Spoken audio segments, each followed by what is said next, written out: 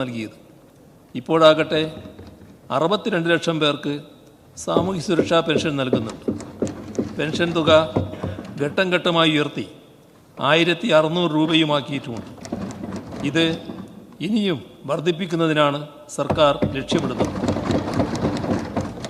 2011-16 UDF സർക്കാരിൻ്റെ കാലത്ത് സാമൂഹ്യ സുരക്ഷാ പെൻഷൻ ഇനത്തിൽ ആകെ 8,833 കോടി 60 ലക്ഷം രൂപയാണ് നൽകിയതെങ്കിൽ 2016-21 LDF സർക്കാരിൻ്റെ കാലത്ത് 30,567 കോടി 90 ലക്ഷം രൂപയാണ് ചെലവഴിച്ചത്.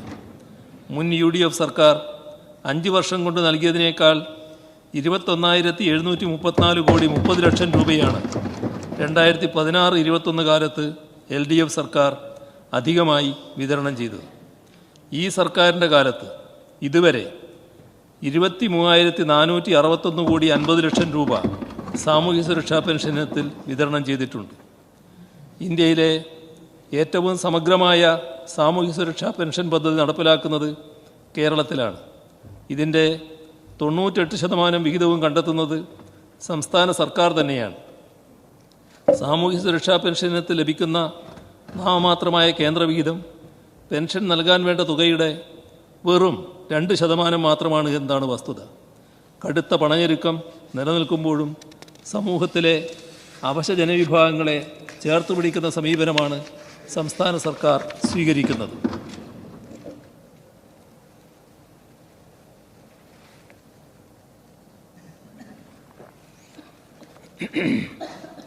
സംസ്ഥാനത്ത് വിതരണം ചെയ്യുന്ന സാമൂഹ്യ സുരക്ഷാ പെൻഷനുകളിൽ ഉൾപ്പെടുന്ന ദേശീയ വാർദ്ധക്യകാല പെൻഷൻ, ദേശീയ വിധവാ പെൻഷൻ, ദേശീയ വികലാംഗ പെൻഷൻ എന്നീ പെൻഷനുകൾക്കാണ് കേന്ദ്ര സഹായം ലഭിക്കുന്നത്.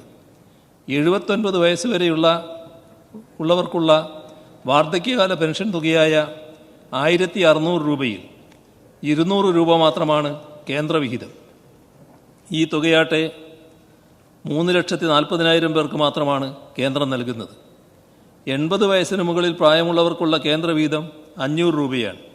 ഇതാകട്ടെ 1,16,000 പേർക്ക് മാത്രമാണ് ലഭിക്കുന്നത്.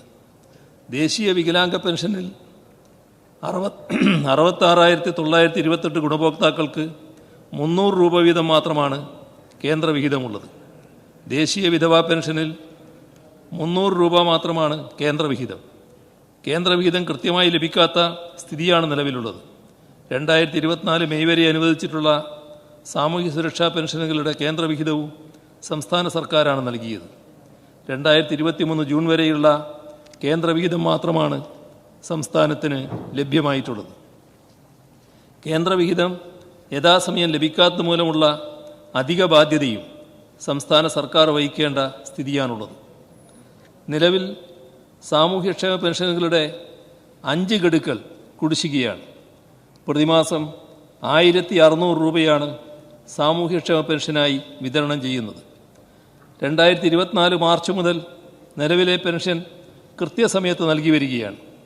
പണഞ്ഞെരുക്കം കാരണമുണ്ടായ സാമൂഹ്യക്ഷേമ പെൻഷൻ കുടിശ്ശിക ഗുണഭോക്താക്കൾക്ക് 2024-25 സാമ്പത്തിക വർഷത്തിൽ 2 ഗഡുക്കളും 2025-26 3 ഗഡുക്കളും വിതരണം ചെയ്യാൻ ഉദ്ദേശിക്കുന്നു. സാമൂഹ്യക്ഷേമ പെൻഷൻ കുടിശ്ശിക തീർത്തും നൽകണമെന്ന കാര്യത്തിൽ സർക്കാർ പ്രതിജ്ഞാബദ്ധമാണ്. നിലവിൽ ഈ ഇനത്തിൽ 4,250 കോടി രൂപയാണ് കുടിശ്ശികയായുള്ളത്. 2024-25 സാമ്പത്തിക വർഷത്തിൽ കുടിശ്ശികയുടെ ഭാഗമായി 1,700 കോടി രൂപ വിതരണം ചെയ്യും. തനത് ഫണ്ട് ഉപയോഗിച്ച് പെൻഷൻ വിതരണം ചെയ്യുന്ന